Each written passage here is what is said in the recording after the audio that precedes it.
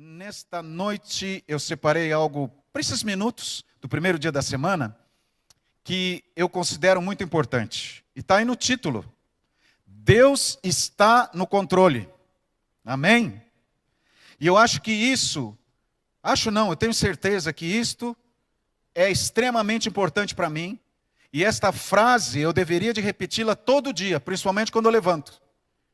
Como se fosse uma autoajuda, como se fosse um fortalecimento, como se fosse uma base para o meu dia, para minhas atividades. Deus está no controle. E por que eu digo isso? Em 2023, houve crescimento de 9% nos gastos com armas, chegando-se a 2,2 trilhões de dólares no mundo. Um recorde, tanto nominal quanto relativo, desde 1945, quando o mundo enfrentou uma guerra. Isso está na Folha de São Paulo, do dia 13 de fevereiro de 2024.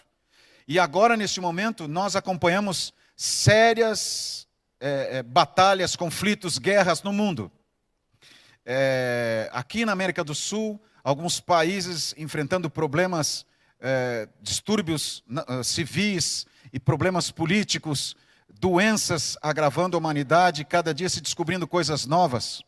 Esse momento, é claro, não é para ser uma catástrofe para o nosso momento, né, para a nossa reflexão, mas é algo que a gente tropeça todo dia.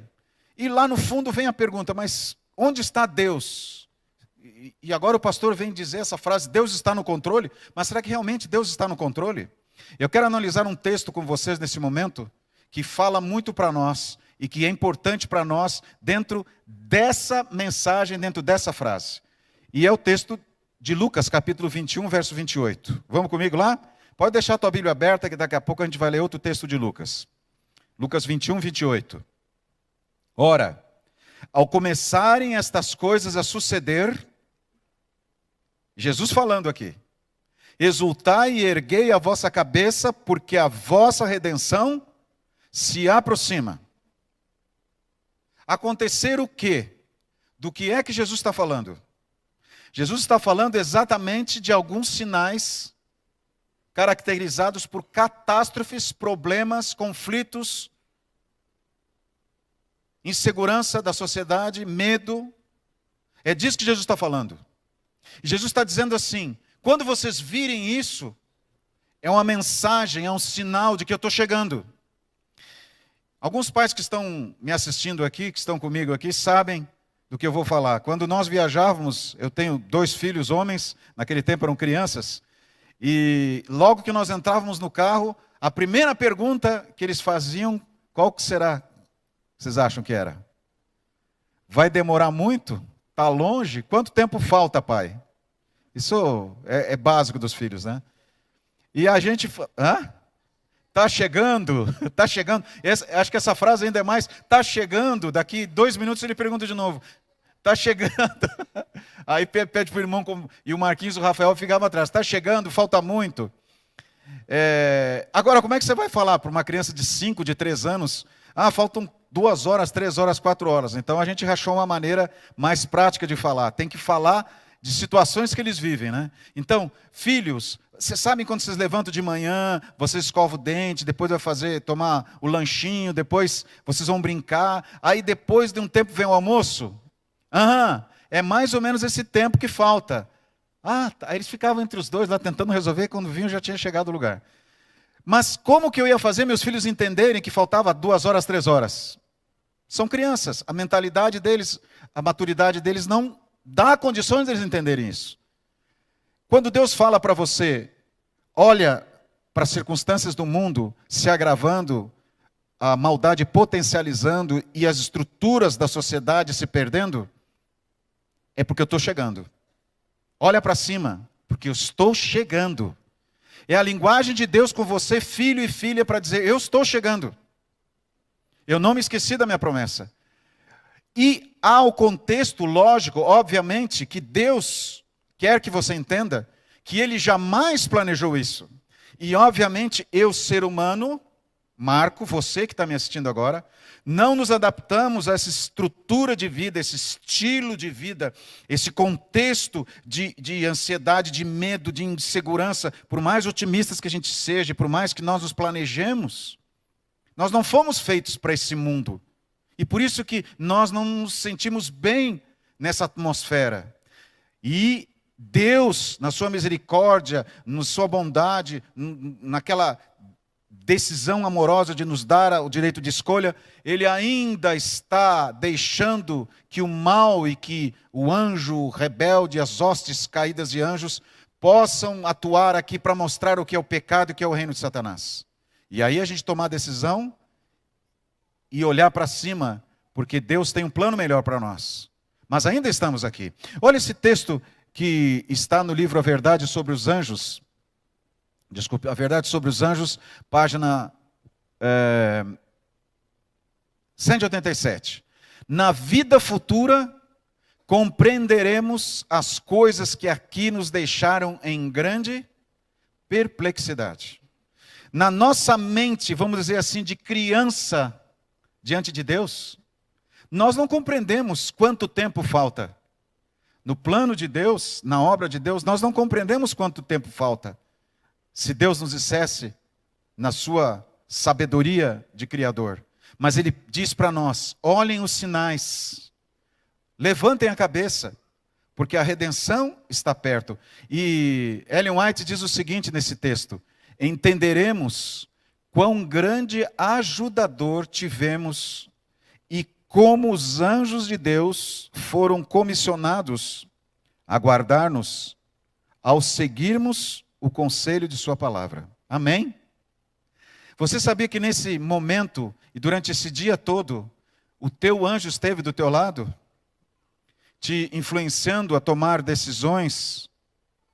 Falando ao teu coração para que você mude de algumas atitudes? E cuidou de você? Cuidou em momentos que você nem imagina. Desde que você levantou, enquanto você estava dormindo, o teu anjo estava do teu lado. Anjos de Deus nos têm ajudado e foram comissionados para guardar-nos e para levar-nos a seguir os conselhos da palavra de Deus. É o que alguns dizem, a minha consciência está pesada, eu estou me sentindo inquieto. É a obra do Espírito Santo e dos anjos com você. Agora vá comigo para o mesmo capítulo 21 de Lucas, agora no verso 19.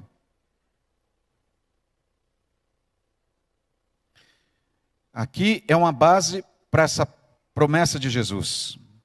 É na vossa perseverança que ganhareis a vossa alma. Aonde que Jesus diz que está a base para nós? Perseverança. Ele não fala em nossa perfeição, ele não fala em nossa vida sem defeitos, ele fala perseverança. Existe uma palavra que é uma expressão que só existe em português. Você precisa ter garra. Como o gato que se agarra, quando você tenta tirá-lo de você ou colocá-lo no chão, e ele se agarra, você não consegue. É garra, é se agarrar. Jesus está dizendo assim, você precisa se agarrar em mim, nessa minha promessa, para você ganhar a alma de vocês. Aconteceu uma expedição transantártica imperial em 1914 a 1917, também conhecida como Expedição Endurance, e é considerada a última grande expedição da idade heróica da exploração Antártida,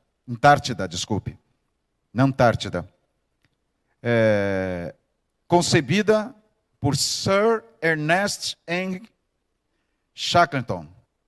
A navegação bastante precária, esses homens determinados, corajosos, saíram em direção à América do Sul. O objetivo da expedição era efetuar a primeira travessia terrestre do continente antártico. Aqui está Ernest Shackleton, líder da expedição, e o navio Endurance. Vocês viram a situação do navio? O navio, a vela, né? Não tinha nem motor. Acontece que a expedição não conseguiu alcançar o objetivo que eles tinham colocado, tendo ficado conhecida pela história de resistência dos seus membros. O Endurance ficou preso no gelo do mar. Aí você está vendo uma foto que foi tirada do Endurance preso no gelo. E isso aconteceu antes mesmo deles chegarem à baía de Vassel, que era o lugar onde eles teriam que atracar.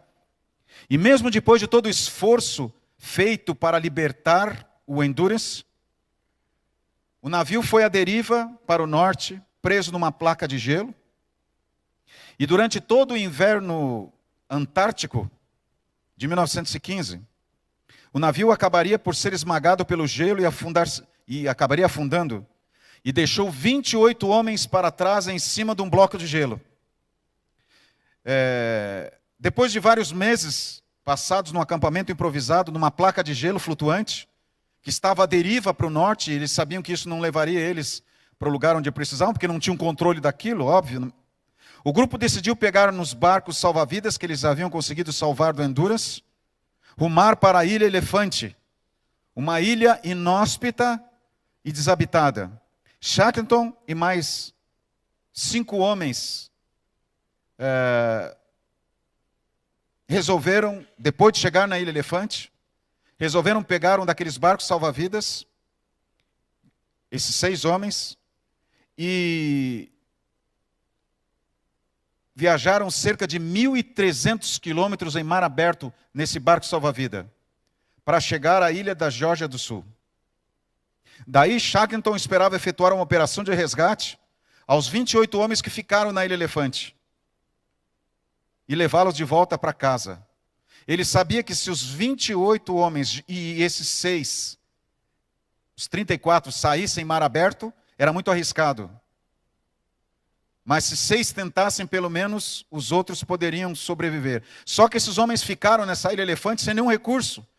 Tiveram que usar os recursos que tinham ali, improvisar um abrigo no inverno, abaixo de zero, neve para todo lado. E aí você vê a Ilha Elefante. Eles estavam ali à espera, de um resgate.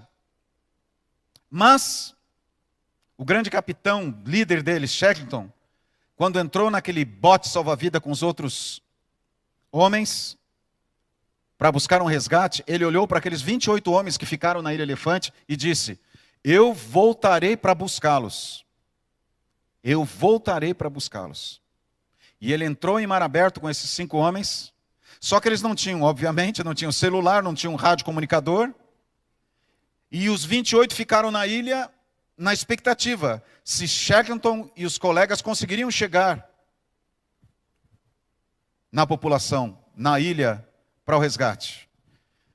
E fizeram um abrigo improvisado, pegaram 2 barcos salva-vidas, colocaram em cima uma lona, outros objetos, para fazer um abrigo durante pelo menos a noite.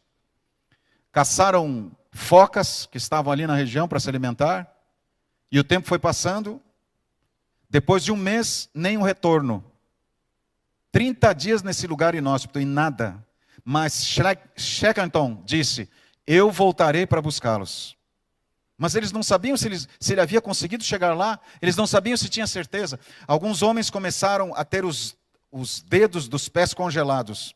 E um deles teve uma situação muito crítica, a ponto do médico do grupo, da expedição, ter que amputar os dedos desse marinheiro sob uma luz de vela e com os recursos precários que ele tinha, para salvar a vida daquele homem.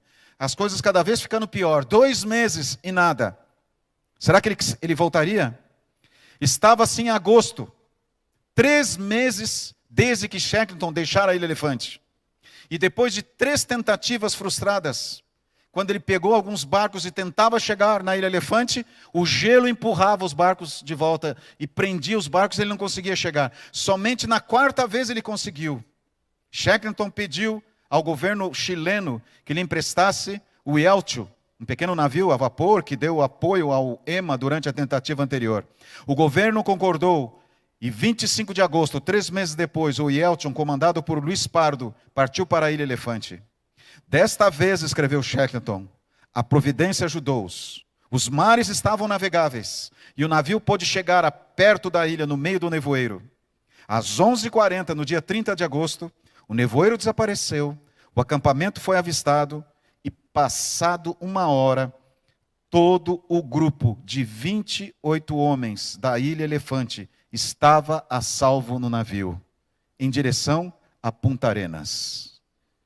Aí, você pode ver a foto dos 28 sobreviventes que foram resgatados pela determinação de Shackleton. E o que ele disse para aqueles marinheiros? Eu voltarei. E Shackleton jamais desistiu deles e fez todo o esforço e todos os contatos que ele tinha políticos para conseguir buscar os seus homens. Eu voltarei. O texto do livro A Verdade sobre os Anjos, página 137, diz: em meio a lutas e tumultos das nações, aquele que se assenta sobre os querubins ainda guia os negócios da terra. Deus está no controle. Amém? Ele ama muito você. E nesse primeiro dia da semana, Ele quer que você entenda que Ele vai cumprir o que Ele prometeu. Jesus disse: eu voltarei para buscar vocês. Você acredita nisso? Não esqueça dessa promessa de Jesus. Qual é a luta que você trouxe para este momento?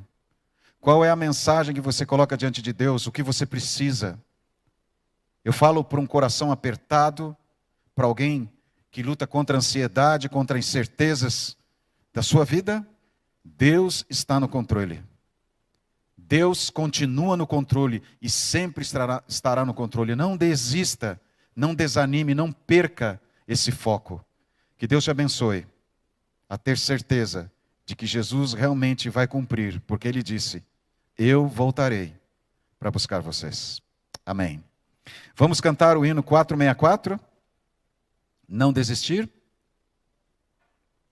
E eu quero convidar você que coloque este hino como uma mensagem de esperança para a sua vida e renovação dessa certeza nesta noite, neste momento que você está assistindo o vídeo também, na sua vida.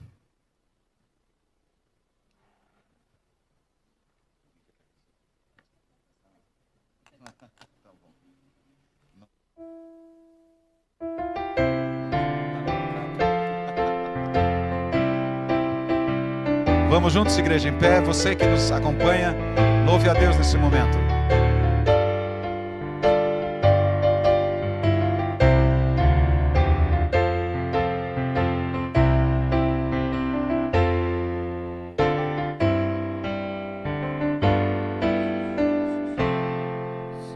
Juntos. Dias pensei em que triste te senti, sem ter esperança e prazer. Mas existe alguém que promete ajudar-te e forças à alma trazer. Igreja, não desistir, Cristo vem logo. Breve aurora há de raiar. Não desistir, Cristo vem logo. Não desistir, Ele virá. Este mundo, eu sei, já não vai muito longe, e o mal vai em breve findar. Minha fé em Deus, sim, está bem firmada. Jesus logo vai regressar. Igreja, não desistir, Cristo vem logo. Breve aurora há de raiar. Não desistir,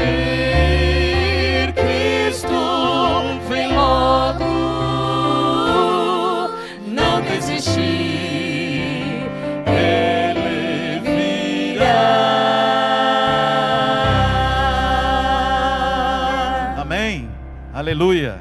Louvado seja o nome de Deus, porque Ele está esperando nos encontrar em breve. Jesus está chegando para nos levar para a vida eterna. E Ele nos ama muito e jamais nos abandonou. Ele vai cumprir. Ele voltará para nos buscar. Vamos orar. Pai querido, iniciamos uma semana. Temos as nossas metas, uma agenda, mas queremos consagrar tudo a Ti, Senhor. Ajuda-nos a termos no coração essa mensagem. Deus está no controle. E Ele é poderoso. Ele nos ama, nos guardará e nos manterá fortalecidos na perseverança de vermos Jesus voltar.